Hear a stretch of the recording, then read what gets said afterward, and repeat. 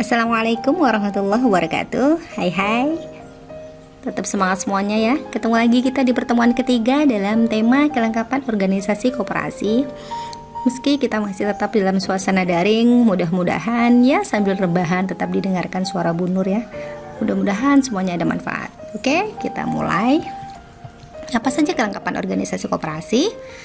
Nah, sebagaimana yang ditetapkan dalam Undang-Undang Nomor 25 Tahun 92 tentang perkoperasian, kelengkapan koperasi ada 3, yaitu rapat anggota, pengurus, dan pengawas. Sekali lagi ada rapat anggota, pengurus, dan pengawas. Selanjutnya kita bahas satu-satu. Nah, sini ya.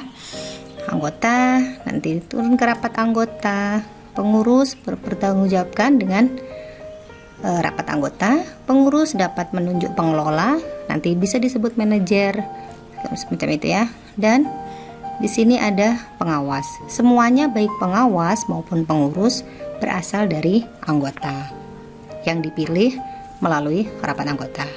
Oke. Siapa sebenarnya anggota itu? Jadi, anggota koperasi adalah pemilik sekaligus pengguna jasa koperasi. Yang dapat menjadi anggota koperasi adalah setiap warga negara Indonesia yang mampu melakukan tindakan hukum ataupun koperasi yang memenuhi persyaratan sebagaimana ditetapkan dalam anggaran dasar. Kok bisa orang dan koperasi? Ya gitu. Seperti yang sudah kita bahas di depan bahwa koperasi primer itu beranggotakan minimal 20 orang, sedangkan koperasi sekunder dibentuk oleh minimal 3 koperasi primer. Keanggotaan koperasi tidak dapat dipindah tangankan. Dicatat dalam buku daftar anggota. Keanggotaan juga didasarkan pada kesamaan kepentingan ekonomi dalam lingkup usaha koperasi. Koperasi dapat memiliki anggota luar biasa yang persyaratan, hak, dan kewajibannya ditetapkan dalam anggaran dasar. Keanggotaan dapat diperoleh atau diakhiri setelah syarat sebagaimana diatur dalam anggaran dasar dipenuhi. Dan setiap anggota punya kewajiban dan hak yang sama terhadap koperasi sebagaimana yang diatur dalam anggaran dasar gitu ya. Nah, apa saja kewajiban dan hak anggota? Setiap anggota koperasi berkewajiban tentu saja mematuhi anggaran dasar dan anggaran rumah tangga serta keputusan yang telah disepakati dalam rapat anggota. Anggota koperasi juga berpartisipasi dalam kegiatan usaha yang diselenggarakan oleh koperasi dan berkewajiban mengembangkan serta memelihara kebersamaan atas dasar kekeluargaan. Apa hak yang akan didapat? Setiap anggota koperasi berhak menghadiri, menyatakan pendapat, dan memberikan suara dalam rapat anggota. Lalu, boleh memilih ataupun dipilih menjadi anggota pengurus atau pengawas. Boleh meminta diadakan rapat anggota menurut ketentuan dalam anggaran dasar. Jadi rapat anggota itu minimal ada rapat anggota tahunan, tapi ada juga rapat anggota berkala gitu ya, kalau anggota menghendaki. Lalu mengemukakan pendapat atau saran kepada pengurus, memanfaatkan koperasi, dan mendapatkan keterangan mengenai perkembangan koperasi. Nah, kita menuju ke rapat anggota. Rapat anggota merupakan pemegang kekuasaan tertinggi dalam koperasi.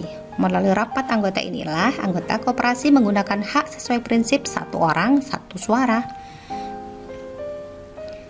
Rapat anggota berhak meminta keterangan dan pertanggungjawaban pengurus dan pengawas mengenai pengelolaan koperasi. Dan dilakukan paling sedikit 1 kali dalam 1 tahun. Nah, rapat anggota untuk mengesahkan pertanggungjawaban pengurus diselenggarakan paling lambat 6 bulan setelah tahun buku lampau.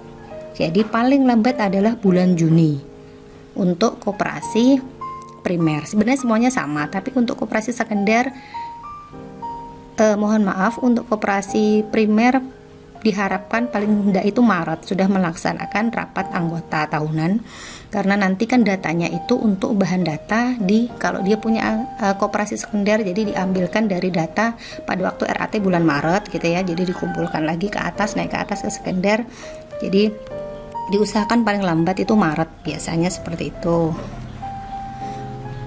Terus, kekuasaan rapat anggota adalah menetapkan anggaran dasar, kebijakan, memilih, mengangkat, memperhatikan, menentukan rencana kerja, dan mengesahkan laporan keuangan serta pengesahan pertanggungjawaban pengurus dan pengawas. Lalu pada rapat anggota ditetapkan pembagian hasil usaha. Nah, juga rapat anggota berhak menetapkan penggabungan, peleburan, pembagian, dan pembubaran koperasi.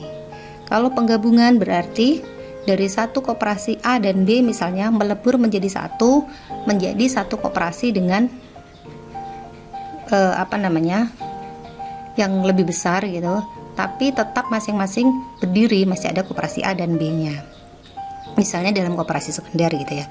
Kalau peleburan A dan B melebur menjadi satu badan hukum baru, taruhlah namanya C. Jadi A dan B-nya sudah tidak ada.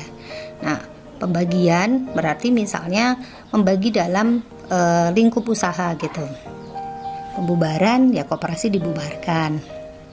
Siapa yang berhak hadir dalam rapat anggota? Yang tentu saja para anggota yang namanya terdaftar dalam buku daftar anggota, pengurus, pengawas, dan penasihat koperasi serta pejabat pemerintah. Biasanya dari dinas, koperasi, dan UKM. Lalu para peninjau yang juga berkepentingan terhadap jalannya usaha koperasi termasuk calon anggota koperasi. Yang mempunyai hak suara dalam rapat anggota siapa?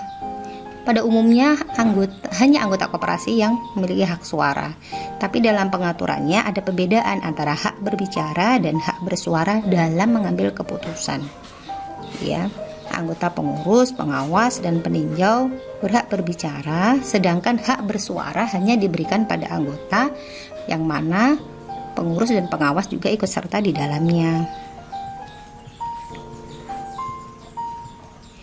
Pengambilan keputusan berdasarkan musyawarah mufakat. Apabila tidak mencapai mufakat, diambil dengan suara terbanyak. Dalam suara terbanyak, jika dilakukan pemungutan suara, maka satu anggota tetap mempunyai satu hak suara. Hak suara dalam koperasi sekunder dapat diatur dalam anggaran dasar dengan mempertimbangkan jumlah anggota dan jasa usaha koperasi secara berimbang. Dan semua keputusan akhir yang dihasilkan harus disetujui terlebih dahulu sebelum dinyatakan sah dan berlaku menurut hukum. Sampai di sini paham? Oke. Kita ke pengurus. Pengurus adalah anggota koperasi yang memperoleh kepercayaan dari rapat anggota untuk memimpin organisasi dan usaha koperasi untuk suatu periode tertentu. Penguruslah yang menentukan apakah program kerja yang sudah disepakati dalam rapat anggota tadi dapat berjalan baik atau bisa menjalin relasi dan kerjasama dengan koperasi yang lain. Pengurus dipilih dari dan oleh anggota dalam rapat anggota. Pengurus merupakan pemegang kuasa rapat anggota, dalam arti mereka yang memimpin jalannya rapat anggota. Untuk pertama kali, pengecualian, susunan dan nama pengurus dicantumkan dalam akta pendirian. Nanti kita bahas lebih lanjut di prosedur pendirian koperasi. Masa jabatan pengurus paling lama 5 tahun dan dapat dipilih kembali. Persyaratan ditetapkan dalam anggaran dasar. Jadi, misalnya ditetapkan bisa dipilih kembali, ya bisa dipilih kembali.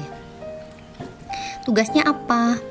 Tentu saja mengelola koperasi, mengajukan rencana kerja, rencana pendapatan dan belanja, menyelenggarakan rapat anggota, mengajukan laporan keuangan, dan pembukuan keuangan, serta memelihara daftar buku anggota dan pengurus. Wewenangnya apa? Pengurus berhak untuk apa? Mewakili koperasi di dalam dan di luar pengadilan, memutuskan penerimaan dan penolakan anggota baru, serta pemberhentian anggota, dan melakukan tindakan dan upaya bagi kepentingan dan kemanfaatan koperasi sesuai dengan tanggung jawabnya. Setelah tahun buku koperasi ditutup, paling lambat 1 bulan sebelum dilaksanakan rapat anggota, pengurus menyusun laporan. Nah, laporan itu isinya apa saja? Berisi neraca akhir tahun buku kemarin dan tahun buku tahun ini. Ya, jadi misalnya tahun 2020, nanti RAT tahun 2020 berarti menyusun laporan tahun buku 2018-2019 untuk dilaporkan di misalnya per Januari 2020. Lalu keadaan dan usaha koperasi serta hasil usaha yang sudah didapat. Laporan ditandatangani oleh semua pengurus dan disetujui atau disahkan melalui rapat anggota tahunan. Yang terakhir ada badan pengawas. Seperti juga perusahaan, koperasi punya komisaris yang berfungsi untuk memastikan pengurus berkinerja baik. Dan dalam koperasi, tugas itu diemban oleh pengawas. Pengawas bertanggung jawab kepada anggota. Masa jabatan pengawas adalah 3 tahun dan dapat dipilih kembali. Pengawas terdiri dari 3 orang anggota koperasi yang sudah menjadi anggota minimal 3 tahun.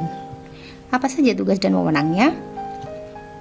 Pengawas bertugas melakukan pengawasan tentu saja, membuat laporan tertulis tentang hasil pengawasannya, dan pengawas berwenang meneliti semua buku catatan yang ada di koperasi, mendapatkan keterangan yang diperlukan, dan harus merahasiakan pengawasannya terhadap pihak ketiga.